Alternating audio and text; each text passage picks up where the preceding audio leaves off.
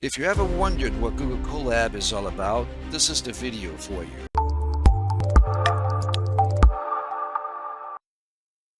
You know, Google Colab is a great platform for doing data science and machine learning.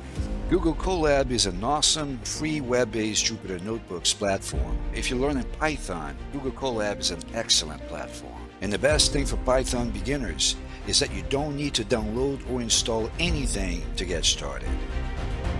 Well, the first thing I'm going to show you in this tutorial is how to get to Colab. You're going to learn everything there is to know to get started using Google Colab. You should sign in before you start using Colab. Each single topic I'm going to be covering is numbered from 1 to 13, and also I will have a special bonus topic at the end. If you're enjoying the content of this video, please hit the like button, subscribe to my channel, and turn on the notification bell so you don't miss out on the next videos.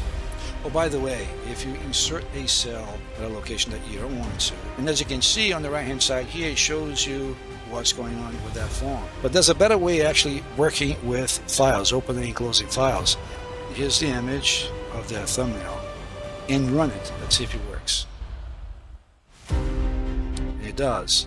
I want to see just the first 5 records. Run it. I can see those. Now we have a distribution chart. There's a histogram actually.